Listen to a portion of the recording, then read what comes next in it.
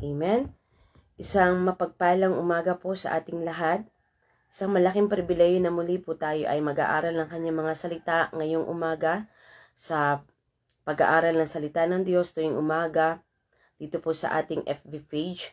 At salamat po sa Panginoon at ako nga po si Sister Mabel from Door of Faith Church, Marinduque, District 2 sa pangunguna po ng ating District Supervisor, Ma'am Baby Mazaredo Quijada, at ng aking pong pastor sa aming pong DFC Maranlig, Pastor Alex Riquindel. Salamat po ngayong umaga. Tayo po'y manalangin muna sa Panginoon bago po tayo magsimula ng kanyang pag-aaral sa kanyang mga salita. Hallelujah! O dakilang Diyos na makapangyarihan sa lahat, pinupuri po namin kayo at pinasasalamatan ngayong umaga, Panginoon. Kayo dakila, tapat, makapangyarihang Diyos, at walang iba kaming pwedeng masamba kundi kayo, Panginoon, sapagkat kayo ang Diyos na patuloy na nagbibigay sa amin ng katagumpayan, Diyos na nagbibigay sa amin, Panginoon, ng lahat ng aming mga pangangailangan. Kayo dakila, tapat, makapangyarihang Diyos, at walang makapapantay, Panginoon, sa inyong kaluwalhatian.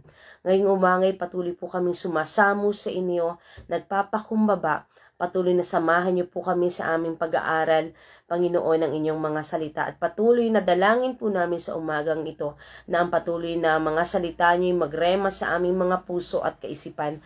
Maging sanggalang namin, Panginoon, ang inyong mga salita sa pakikisalamuha sa mundong ito. Patuloy na kayo po ang magturo, kayo ang manguna, at kayo, Panginoon, ang maluwalhati at maitaas lamang, Panginoon, ngayong umaga. Salamat, O Diyos. Patuloy na dalangin po namin ang inyong paggabay at patuloy na bigyan niyo po ang bawat sa amin ng wisdom na nagmumula lamang po ay sa inyo. Salamat, Panginoon, sa inyo po ang pinakamataas na papuri, pasasalamat sa pangalan ng aming Panginoong Hesus. Amen. Hallelujah.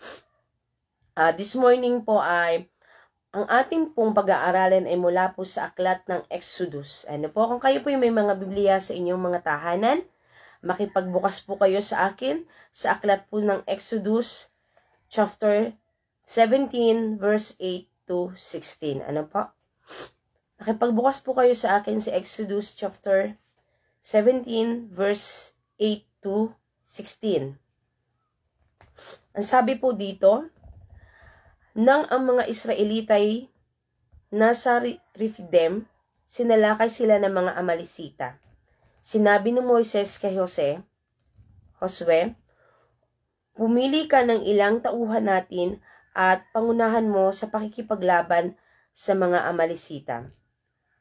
Tatangnan ko naman ang tungkod na ibinigay sa akin ng Diyos at ako'y tatayo sa ibabaw ng burol.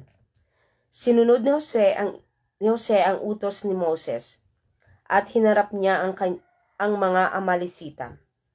Si Moses naman kasama sina Aaron at Hor ay nagpunta sa burol. Kapag nakataas ang mga kamay ni Moises, nananalo ang mga Israelita.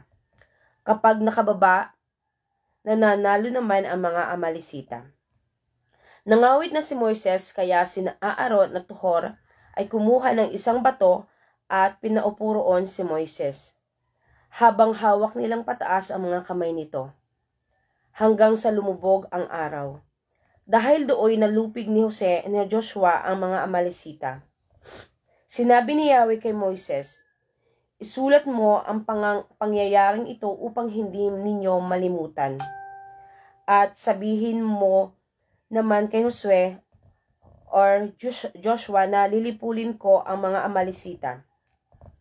Nagtayo si Moises ng isang altar at tinawag niya itong si Yahweh ang aking watawat.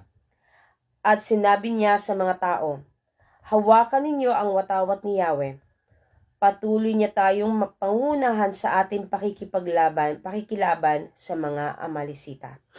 Salamat, Panginoon, sa pagkabasa ng inyong mga salita sa umagang ito. Hallelujah. This passage tells the story kung paano pinagtagumpay ng ating Panginoon ang mga Israelites laban po sa mga Amalisita. Ito po yung panahon na naglalakbay sila from Egypt to Promised Land. At nasa refidim sila noon. In short, nagkaroon ng battle between Israelites and Amalekites o Amalekita that time. At makikita din po natin sa passage ang mga characters na katulad po ni Moises, Joshua, Aaron at Hur.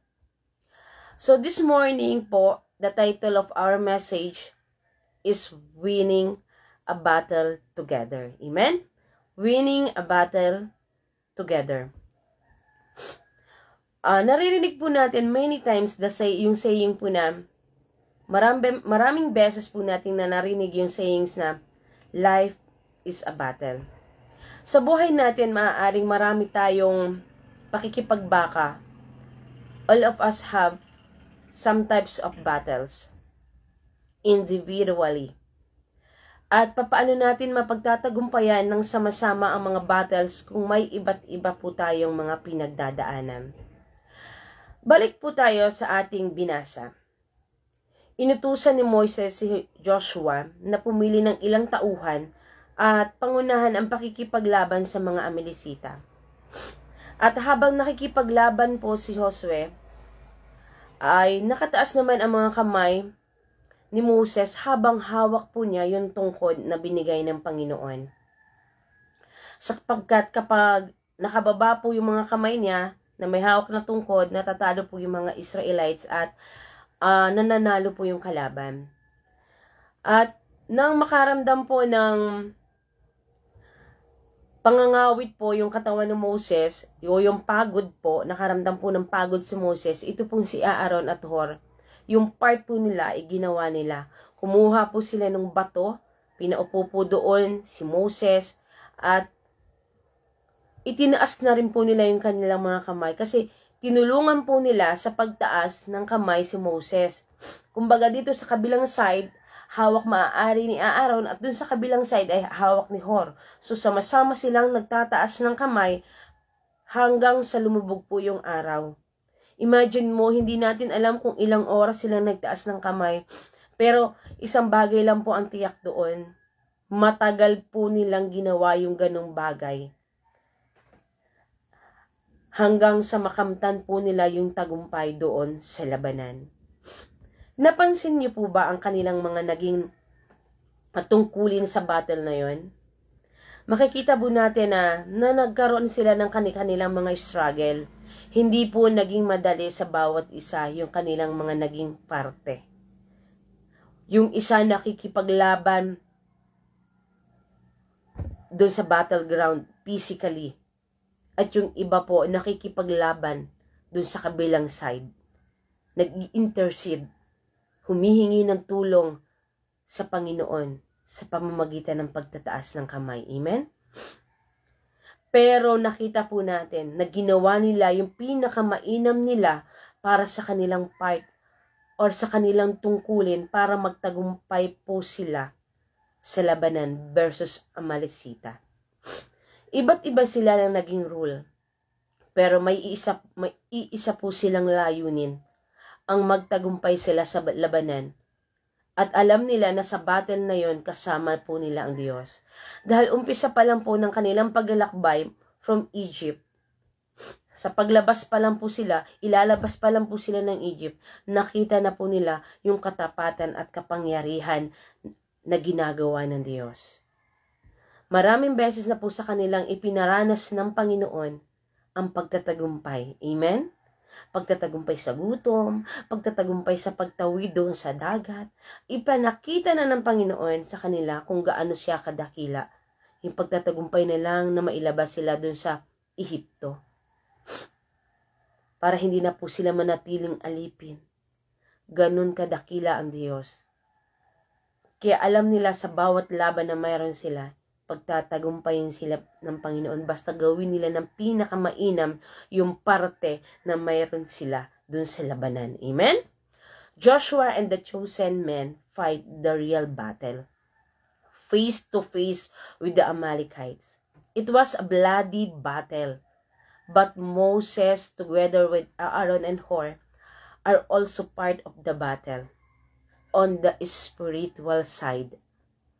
Umakyat sila sa burol habang nakatunghay doon po sa battleground. Yung group ni Joshua o ni Josue ay nasa bloody battle po. That time, na maaaring ispadahan, kumbaga nasa battleground na nasa bugbugan. Gamitin na po natin yung word na bugbugan. Nandun yung may pana, may mga nakasalubong sa kanilang mga espada, ano po, ng mga panahong iyon. And Moses, Hor, and Aaron are on the spiritual side of the battle.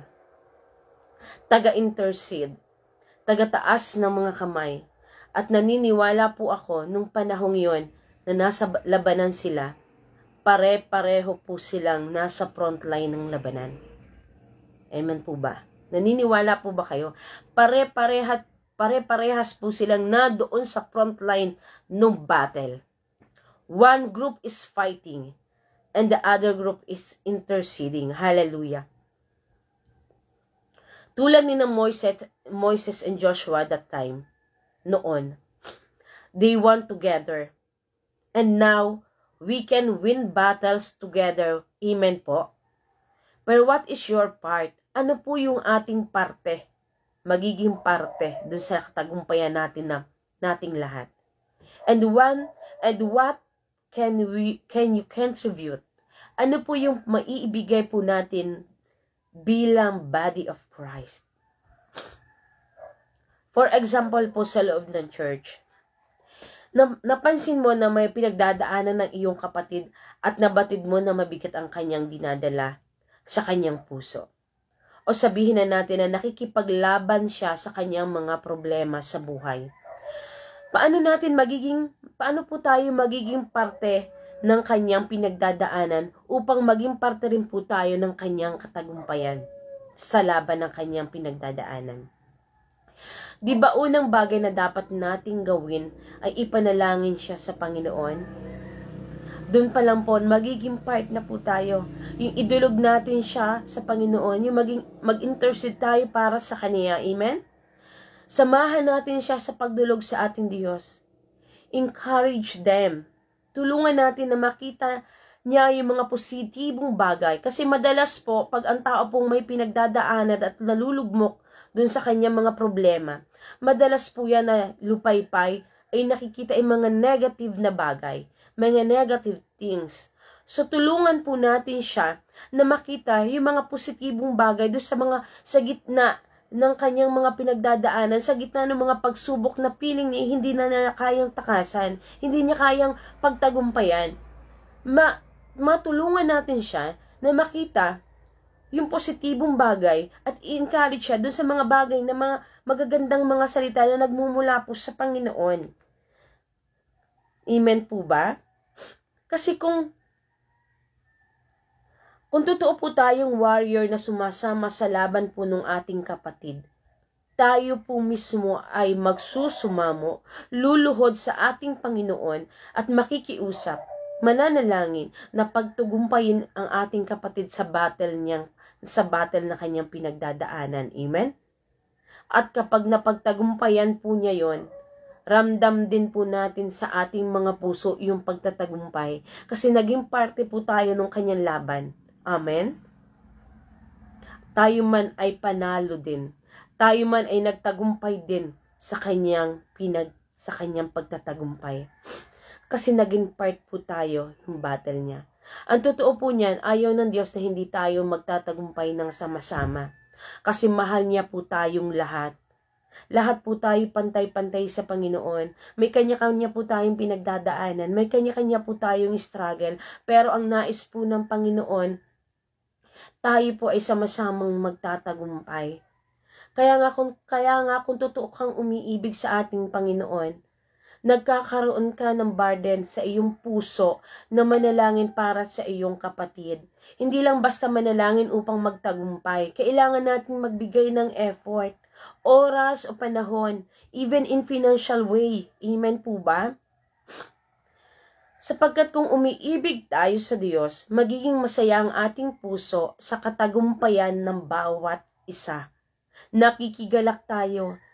Nakikipag-celebrate tayo dun sa katagumpayan dahil tayo man ay tagumpay din kasi tayo man ay naging parte ng kanyang laban na pinagdaanan. Amen? Lumaban din tayo para sa katagumpayan na mayroon siya, kaya tagumpay din tayo. Amen po ba? Nagiging masaya po ang ating puso sa katagumpay ng bawat isa kung tayo nagiging parte ng laban niya. Amen? Kasi ayaw ng Diyos na may maiiwan po sa atin sa kanyang mga anak. Ang nais po ng Diyos ay sama-sama po tayong magdiriwang ng katagumpayan sa kanyang harapan, sa harapan ng Panginoong Hesus. Lalo na pagdating ng finish line, sama-sama tayong magtatagumpay. Sama-sama tayong magdiriwang sa harapan ng ating Panginoon dahil tayo po ay mananagumpay. Ang Diyos natin po kasi ay Diyos ng katagumpayan. Amen? Naging bahagi ka ba ng pagtatagumpay sa karamdaman ng iyong kapatid? Naging kabahagi ka ba ng pagtatagumpay ng iyong kapatid mula sa kanyang mga pagsubok o problema na pinagdaanan? Naging kabahagi ka ba sa pagtatagumpay ng iyong asawa mula sa kalungkutan o ikaw mismo yung nagiging sanhi ng kanyang kalungkutan? Hallelujah! Mas mainam po na maging kabahagi tayo ng ating mga mahal sa buhay sa katagumpayan kaysa tayo yung maging sanhi ng kanilang pagkalugmok o pagkatalo o maaaring pagkakasala. Sa pamilya po, may rason ang Diyos kung bakit sila ang pamilya mo. Amen? Maaaring ikaw yung Aaron at Hor kapag may nanghihina na sa pamilya. Ikaw yung gagamitin ng Diyos para makapanatili sila. Ikaw yung gagamitin ng Diyos para makapanatili silang nakatayo. Ikaw yung gagamitin ng Diyos para hawakan sila kapag sila'y matutumba na, kapag sila'y napapagod na. Ikaw yung Aaron at Hor sa pamilya mo, kapatid. Hindi aksidente o hindi mo dapat pagsisihan na bakit napunta ako sa pamilyang ito na ganito ang pinagdadaanan. Kasi ikaw mismo yung gagamitin ng Diyos kapag may mga sitwasyon na ang pamilya mo ay maaaring gusto nang mabuwal sa pagsubok. Ikaw yung Aaron at Hor na gagamitin ng Diyos upang makapanatiling nakatayo ang iyong magulang, ang iyong kapatid. Amen? O maaaring ikaw si Moises sa pamilya nyo, na laging handang itaas ang mga kamay sa Diyos para sa kaligtasan ng buong sambayanan, ng buong pamilya. Na laging nakikipag-ugnay sa Panginoon, laging nakikipag-connect sa Lord. Siya yung si Moses na laging nakikipag-ugnayan, nakikipamagitan sa Panginoon para sa kaligtasan ng kanyang pamilya. O ikaw ay maaaring si Joshua ng pamilya.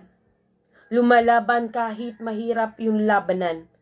Kasi naniniwala ka na pagtatagumpayin kayo ng Diyos kahit sibat pa yung nakasalubong sa iyo sa labanan. Matapang kang tatayo dahil alam mong kasama mo ang Diyos. Sabi nga ng Panginoon kay Josue, at ito po ay sinabi niya nung panahon na siya na po yung papalit kay Moises kasi namatay na po si Moises. Kinuha na ng Panginoon. Ano po? Sabi niya dun sa Josue chapter 1 verse 9. Alalahanin mo lagi itong aking tagubilin. Magpakatatag ka at tibayan mo ang iyong loob. Huwag kang matatakot o mawawala ng pag-asa. Ako, si Yahweh ang iyong Diyos, ay sa iyo saan ka man pumunta. Hindi lang po ito basta sinabi ng Panginoon kay Josue noon. Sinasabi rin po ito ng Diyos sa atin ngayon. Kung nais po nating magtagumpay, kailangan po nating magpakatatag, kailangan po nating tibayan ang ating loob. Huwag tayong matatakot o mawawala ng pag-asa.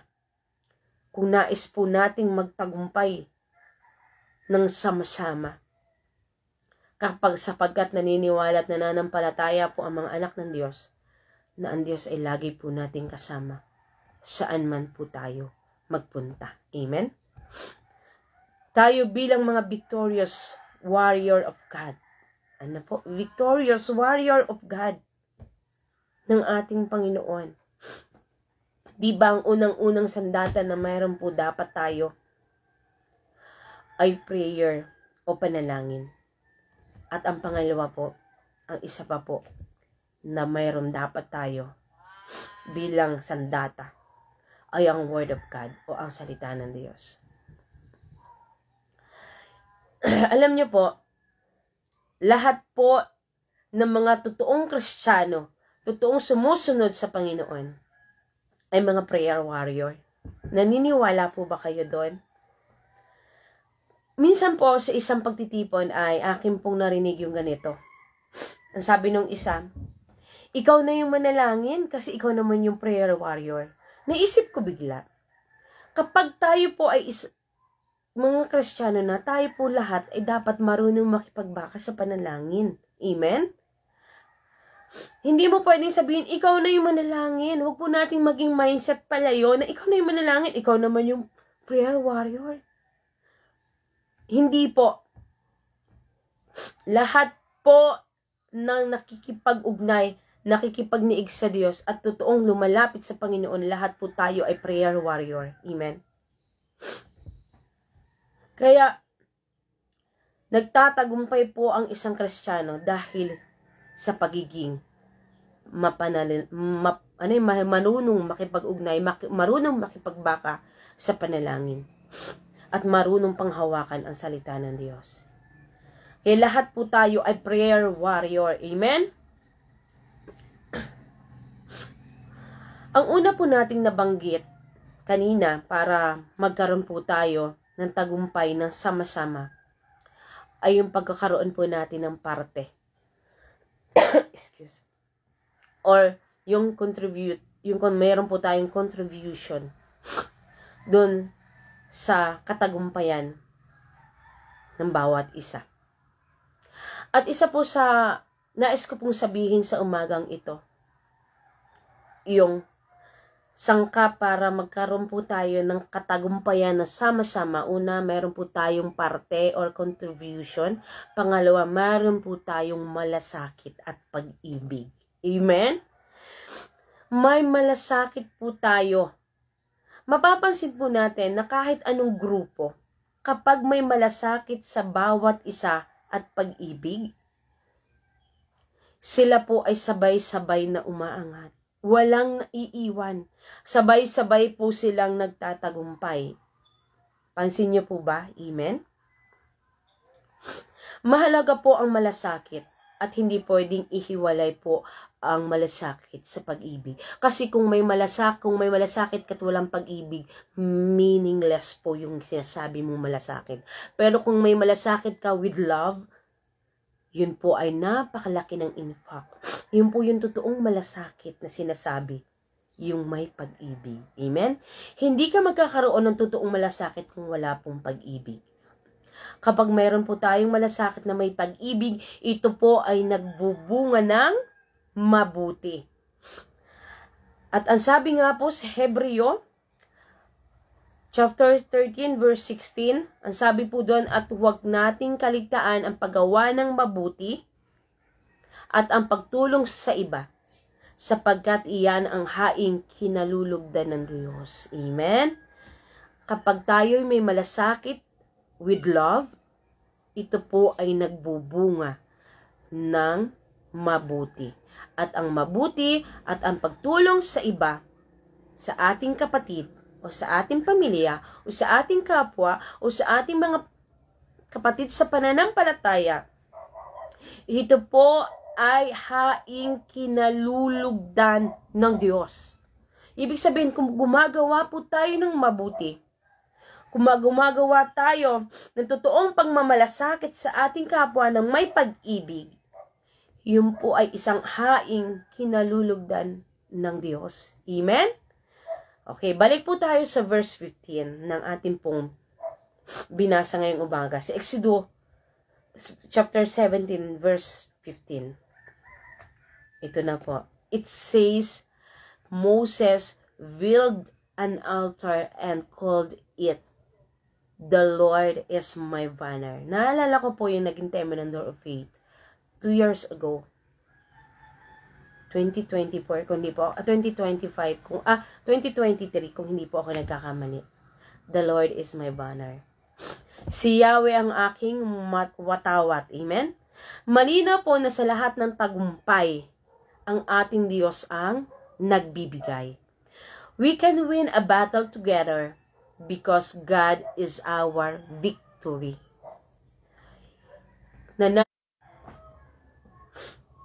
Amen, hallelujah. Now, nag-reconnect po pero tuloy po tayo. We can win a battle together because our God is our victory. He is our Jehovah Nissi. Amen? Magtatagumpay tayo ng sama-sama bilang mga anak niya sapagkat ang ating ay Diyos ng tagumpay. Amen? Lagi nating hawakan ang watawat ng Diyos, ang bandera ng katagumpayan upang makita ng lahat ang kadakilaan ng ating Diyos sa ating mga buhay. Sama-sama nating itataas ang bandera ng Diyos sapagkat tayo'y tagumpay na. May isa nga po ako narinig at dito po tayo magtatapos. Mula po sa isang pastor.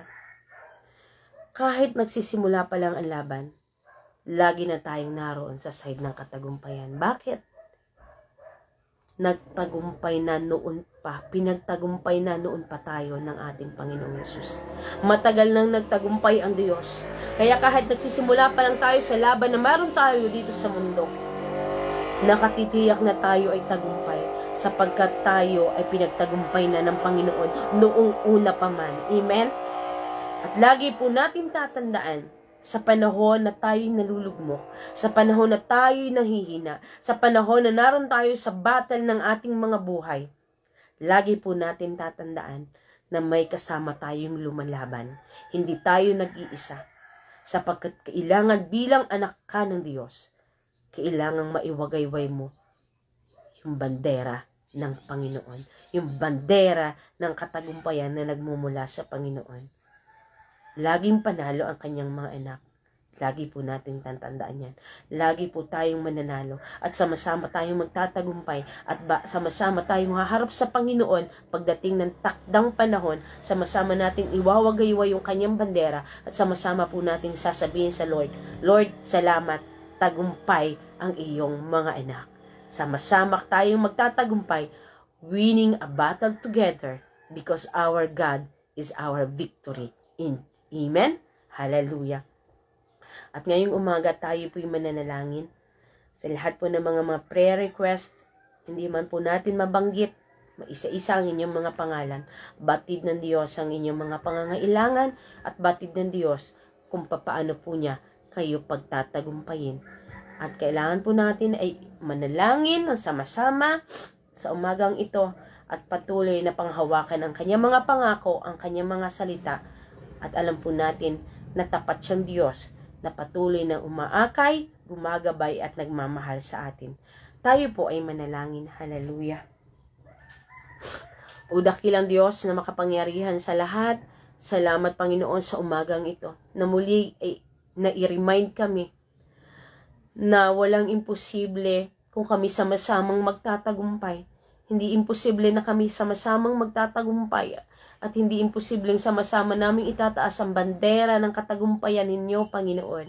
Salamat sa buhay at kaligtasan na patuloy niyong ipinagkakaloob sa bawat isa. Sa mga pagpapala, Panginoon, na patuloy namin nararanasan, salamat, Panginoon. Ngayong umaga, Panginoon, ay dinadalangin ko ang bawat isa sa amin, ang bawat isa ng mga kapatid po namin na dumaranas sa mga pagsubok, lumalaban, Panginoon, sa battle ng kanilang mga buhay, mga pinagdadaanan, O Diyos, hindi namin alam kung ano-ano yun. May mga karamdaman, nasa banig ng karamdaman, mga pagsubok, Panginoon, na kinakaharap. Lord, wala pong imposible sa inyo. Idinadalangin namin sila sa inyo at itinataas sa inyong mga pagpalang mga kamay. Hawakan niyo po ang bawat isa, pagalingin, pagpalain, bigyan ng peace of mind, Panginoon, ng wisdom na nagmumula sa inyo, at patuloy na maranasan ang katagumpayan, O Diyos, na sa inyo lang nagmumula. Alam po namin na patuloy na tapat kayong Diyos na humahawak, nag-iingat sa inyong mga anak. Kaya sa umagang ito, taglayin ng bawat isa sa amin ang katagumpayan at pagpapalang nagmumula sa inyo.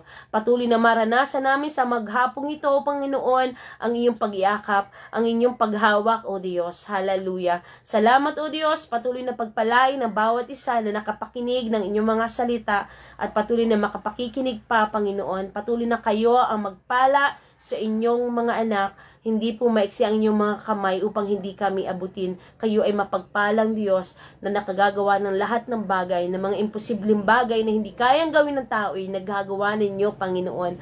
Kayo lang ang aming inaasahan, kayo lang ang aming sinasamba at patuloy na naway maitaas ka namin sa aming mga buhay. Tulungan nyo kami, Panginoon, na patuloy na kayo maibandera ang katagumpayan na nagmumula lamang po ay sa inyo. Salamat, O Diyos, sa inyo po namin ng inyong banal na dugo, Panginoong Hesus, ang buo naming sambayanan, ang buo naming pagkatao, ang buo naming mga mahal sa buhay, maging ang aming mga kapatid,